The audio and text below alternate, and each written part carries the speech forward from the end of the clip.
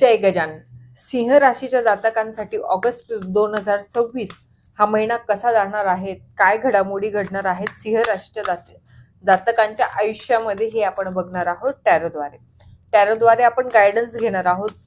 टॅरोद्वारे आपण काय तुमच्या आयुष्यामध्ये अप्स अँड डाऊन आहेत हे बघणार आहोत. सो ह्या रिडिंगला रेझोनेट होण्यासाठी आपल्या इष्टदेवतेचं नाव घ्यायचं आहे आणि ते खूप गरजेचं पण असतं. कुठल्याही डिवाइन मॉर्टॅलिटीशी जॉईंट होत असताना सगळ्यात अगोदर शक्य होत असेल, जर तुम्हाला तुमची कुलदेवी कुलदैवत माहिती असतील तर आवर्जून त्यांचं नाव घ्या, किंवा तुमचे जेही काही गुरुतुल्य असतील, एनिथिंग कोणीही असेल.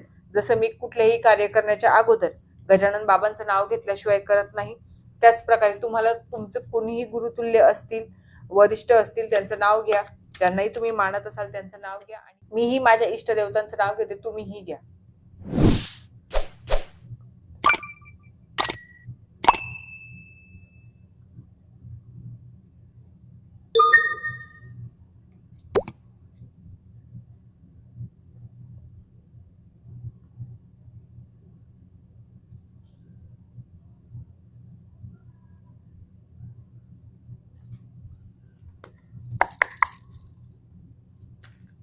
चला आता आपण सुरुवात करूया.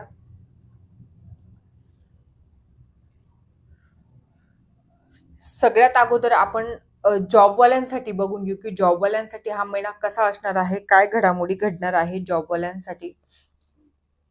जॉबवाल्यांसाठी तर खूप पॉझिटिव्ह महिना आहे. जॉबवाल्यांसाठी खूप बेस्ट आणि छान महिना आहे.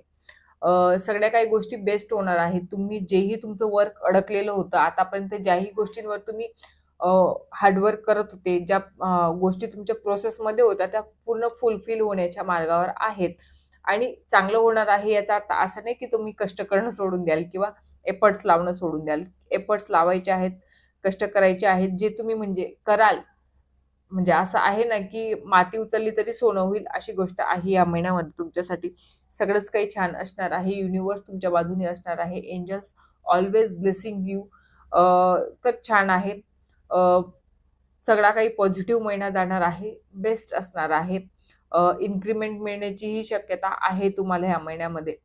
तुम्हाला हवं तसं ह्या महिन्यामध्ये तुमच्या जॉबच्या ठिकाणी सगळ्याच काही गोष्टी छान होतील. तुमचे कलिग्स असतील, बॉस असतील, सगळे तुमच्यावर ट्रस्ट करतील.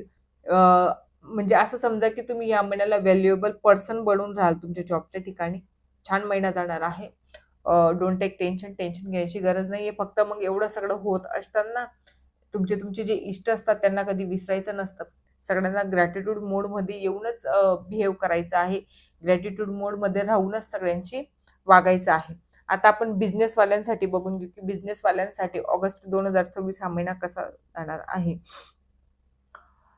काही ना काही निगेटिव्ह गोष्टीचा एंड होण्याची वेळ आलेली आहे. जेही काही होतं व्यवसायामध्ये, जे स्टकनेस म्हणजे जे तुम्ही एफर्ट्स लावत ते, ज्या तुमच्या काही गोष्टी करायच्या होत्या त्या कुठे ना कुठे निगेटिव्ह मोडमध्ये जात आहेत किंवा गेल्याही असतील कदाचित. काही गोष्टी चुकीच्या घडतायत तर ते कन्फर्म आहे. आणि म्हणजे असं नाही की कायमस्वरूपीसाठी हा काही निगेटिव्ह फेज आहे तुमच्या आयुष्यातला. काही निगेटिव्ह पिरियड आहे. म्हणजे खूप काही करत आलेले होते, जी तुमची अपेक्षा होती त्याचं एंड होण्याची वेळ आलेली आहे. कुठलीही चुकीची सवय असेल, कुठलाही चुकीचा एखादा प्रोजेक्ट असेल, काही गोष्ट असेल जी तुमच्या मनाने खूप चांगली पण जे चुकीचं असतं ते चुकीचंच असतं नेहमी, तर त्याचा एंड होण्याची वेळ आलेली आहे.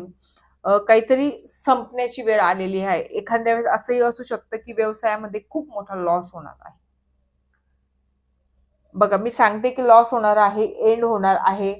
याचा अर्थ असा नाहीये की तुम्ही लगेच त्याच भरोश्यावर राहणार. याचा मागचा गायडन्स असा आहे की एक वेळ येईल जे सगळं सगळं काही बरोबर व्हायला लागेल, सगळं काही छान व्हायला लागेल. सो याच्यासाठी तुम्हाला करायचं काय, माइंडली तुम्हाला स्टेबल राहायचंय. प्रत्येक गोष्ट पडताळून बघा. गायडन्स तुमच्या रिडिंग मध्ये आलेली आहे म्हणजे याचा अर्थ चुकीचं तर घडणार आहे, चुकीच्या गोष्टी होणार आहेत तुमच्यासोबत. पण मग याचा अर्थ असा नाहीये की तुम्ही एफर्ट्स लावणं सोडून द्याल. चुकीचंच होणार आहे तर मग हात वरती करून द्याल, असं नाही. जे चुकीचं होणार आहेत, यू आर अ लकी की तुम्हाला अगोदरच ही गोष्ट तुम्हाला कळते. तुम्हाला ही समजलेलं आहे की काहीतरी लॉसेस होणार आहेत, काहीतरी पार्टनरशिप असेल तुमची, त्याचा एंड होऊ शकतो. काही प्रोजेक्टवर तुम्ही काम करण्याची इच्छा होती, त्याचा एंड होऊ शकतो. काहीही, कुठल्याही एनिथिंग गोष्टीचा एंड होऊ शकतो. तर प्रत्येक गोष्टीला तुम्हाला गाईडन्स असा आहे टॅरोकडनं, की प्रत्येक गोष्टीचा विचार करून चला. प्रत्येक गोष्टीला लक्ष देऊन करा. प्रत्येक गोष्टीला पडताळून बघा. प्रत्येक गोष्ट करत असताना 10 वेळेस विचार करून करा. म्हणजे या महिन्यामध्ये तुम्हाला कुठलाही काही मोठा डिसिजन घ्यायचा नाहीये. किंवा तुमचे क्लायंट असतील, तुमचं पार्टनर असेल, तुमचे डीलर असतील, एनिथिंग जोही असेल त्याच्यासोबत तुम्ही एकदम प्रॅक्टिकली, विचारपूर्वक, व्यवस्थित बोलायचंय, बिहेव करायचंय. जे डोळे उघडे ठेवून म्हणतो ना आपण, डोळ्यात तेल घालून ह्या गोष्टी तुम्हाला करायच्या आहेत. म्हणजे लक्षपूर्वक सगळ्या गोष्टींकडे, की जेणेकरून कुठल्याच प्रकारचा लॉस व्हायला नको. आणि जर झाला पण एखाद्या वेळेस, कारण कार्मिक गोष्टी कधी बदलता येत नाहीत. काही गोष्टी अशा असतात ज्या आहेत. फक्त एवढंच आहे, जो मोठा फटका बसणार होता तो थोडाफार कमी बसेल तुम्ही जर लक्ष दिलं तर. पण जे नुकसान होणार ते तर होणारच आहे. मग याच्यासाठी तुम्ही काय कराल, की सगळ्या गोष्टी पडताळून बघणार. आणि माइंडली तुम्हाला डिस्टर्ब व्हायचं नाहीये, माइंडली तुम्हाला स्टक व्हायचं नाहीये, माइंडली तुम्हाला स्ट्रॉंग राहायचंय. कारण का? कारण हा फेज कायमस्वरूपीसाठी नाहीये. एक वेळ अशी येईल की सगळंच काही व्यवस्थित होऊन जाईल. एक वेळ अशी येईल की सगळं काही छान होऊन जाईल. एक वेळ अशी येईल की हा मागच्या सगळ्याच गोष्टी भरून निघतील. जो मागचा लॉस असेल, ह्या काही दिवसामध्ये झालेल्या काही चुकीच्या गोष्टी असतील, सगळ्या गोष्टी चांगल्या व्हायला सुरुवात होऊन जाईल. कारण का? की तुम्ही एफर्ट्स घ्याल. तुम्ही माइंडली स्ट्रॉंग राहणार. माइंडली प्रिपेअर राहणार ह्या गोष्टींसाठी. एखाद्या वेळेस रीडिंग चुकीची आली ना, तरी पण मग चुकीच्या फेजमध्ये नसतं जायचं. त्या गोष्टी ऐकल्यानंतर आपण कितपत स्ट्रॉंग होऊ शकतो, की प्रिपेअर व्हायचं असतं मोस्टली प्रत्येक गोष्टीसाठी. आता परिवारासाठी बघून घेऊ. परिवारासाठी तुमचं परिवारामध्ये एक स्टेबल असं स्थान आहे. स्टेबल असं स्थान राहणार आहे. तुम्ही एक व्हॅल्युएबल पर्सन या महिन्यामध्ये फॅमिलीसाठी साबित होणार आहात. जेंट्स असेल किंवा लेडीज असतील, तुम्हाला जर परिवारामध्ये कोणासाठी तुमची इच्छा असेल कन्सिविंगची, तर कन्सिव्ह करू शकतात, बेबी कन्सिव्ह करू शकतात. किंवा फॅमिलीत इतर कोणासाठी तुमची इच्छा असेल की याला बेबी झाला पाहिजे वगैरे, तर त्याही गोष्टी होऊ शकतात. स्टेबिलिटीने होतील. परिवारामध्ये सगळ्या काही गोष्टी तुमच्या ॲथॉरिटीमध्ये होतील, तुमच्या निदर्शनाखाली होतील. आणि फॅमिली तेवढं तुम्हाला ॲथॉरिटी देते पण आहे आणि तुमचं तेवढं ऐकून घेणार पण आहेत. ही गोष्ट तेवढीच महत्त्वाची आहे, की तुम्ही जे सांगाल ती पूर्व दिशा अशा काही गोष्टी घडणार आहेत. So keep it up. परिवारासाठी तर काही गोष्टी छान असणार आहेत. जरी बिझनेससाठी काही गोष्टी निगेटिव्ह आल्या, तरी पण तुम्हाला तुमचा परिवार, तुम्हीही परिवाराला सांभाळाल, परिवारही तुम्हाला सांभाळून घेईल, असा काही महिना आहे. सो आता आपण कपल्सच्या बाबतीमध्ये, जे मॅरिड असतील, अनमॅरिड असतील, त्यांच्या बाबतीमध्ये थोडंसं तुमचीच लाईफ थोडी स्टक झालेली आहे. तुम्ही म्हणजे ओव्हर स्ट्रेसमध्ये आहात, ओव्हर डिप्रेशनमध्ये आहात, की तुम्हाला हे पण करायचंय, ते पण करायचंय, ते पण करायचंय, ते पण करायचंय. याच्याशीही तुम्हाला तुमचं नातं व्यवस्थित ठेवायचं, त्याच्याशीही तुम्हाला तुमचं नातं व्यवस्थित ठेवायचंय. तुम्ही 17 नातं निभवण्याच्या नादामध्ये असं करताय, की काही गोष्टींना इग्नोर करतायत. तुमच्या पार्टनरला तुम्ही इग्नोर करतायत. ओव्हरऑल सगळ्या फॅमिलीला खुश ठेवण्याच्या नादात, तुमच्या आजूबाजूच्या लोकांना खुश ठेवण्याच्या नादामध्ये, काही हार्डवर्क करण्याच्या नादामध्ये तुमच्या पार्टनरला कुठे ना कुठे तुम्ही डिसअपॉइंट करतायत. तुमचे थॉट्स थोडेसे स्टक झालेले आहेत. म्हणजे तुम्ही थकून गेलेले आहेत. आता तुम्हाला रेस्टची गरज आहे. तुम्हाला थोडंसं रिलॅक्स होण्याची गरज आहे. व्यक्ती काय असं कटपुतली नाहीये, की जी कोणी सांगितलं नाचतं लगेच नाचेल, असं नाहीये. लोकांसाठी तुम्ही एंटरटेनमेंट नका बनू. तुम्ही स्टेबिलिटीने काही गोष्टी निर्णय घेत आले आहात. पण मग आता असं झालेलं आहे, की सगळ्यांचा विचार करण्याच्या नादामध्ये तुम्ही खूपच स्टक झालेले आहात, थकून गेले आहात. जे इतकं हार्डवर्क केलेलं आहे तुम्ही माइंडली, असं नसतं बघा. शारीरिक जेवढं व्यक्ती थकत नाही ना, तितकं माइंडली व्यक्ती थकत असतो. तर माइंडली तुम्ही इतकं ओव्हर वर्क करून टाकलेलं आहे, इतकं सगळ्यांचं मन, याचं पण मला करायचं, त्याचं पण मला करायचं, त्याचं पण मला करायचं, त्याचंही मन सांभाळायचं, याचंही मन सांभाळायचं. अशाच्या नादामध्ये तुमच्या रिलेशनवर त्याचा खूप वाईट इफेक्ट झालेला आहे.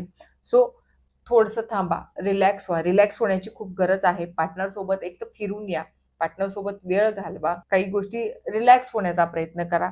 मेडिटेशन करण्याचा प्रयत्न करा, मंत्र चॅन्टिंग करण्याचा प्रयत्न करा, थोडेफार रिलॅक्स होऊन जाणार. आता आपण हेल्थच्या बाबतीमध्ये विचार करायचा म्हटला तर हेल्थच्या बाबतीमध्ये असं आहे की काही ना काही चुकीचं तुमच्यासोबत घडत आहे. एक तर हार्ट रिलेटेड प्रॉब्लेम होणार आहेत, एक तर मग जी काही ट्रीटमेंट चालू होती ती तुम्हाला असं वाटत असेल की ही ट्रीटमेंट तर खूप चुकीच्या पद्धतीने ट्रीटमेंट तुमच्यावर होत होती, चुकीच्या पद्धतीने काही गोष्टी तुमच्या सोबत होत आहेत, म्हणजे जेणेकरून तुमचा हार्ट ब्रेक होईल. हार्ट ब्रेक फक्त काही प्रेमातच होत नसतं. मन कुठेही नाराज झालं म्हणजे तेही हार्ट ब्रेकिंगच प्रोसेस असते. पेनफुल गोष्टी तुमच्यासोबत घडणार आहेत, पेनफुल काही गोष्टी होणार आहेत. सो सतर्क व्हायचं आहे.